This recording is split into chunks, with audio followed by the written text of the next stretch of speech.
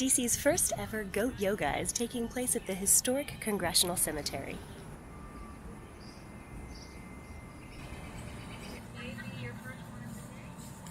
Why are we here today? We are here for baby goat yoga. Can you imagine people in DC getting out for a relaxing Saturday to snuggle baby goats and have a yoga session to relax? It's amazing. So why do people like goat yoga? Because it's so much fun to snuggle with the baby goats and to be around the baby goats. It helps lower your blood pressure and really gets you to focus on your inner self with the yoga and just be present. Now, you're from a goat farm. Yes, we own a goat farm in southern Maryland, Prosperity Acres. Is there any particular reason why we've chosen the historic cemetery setting?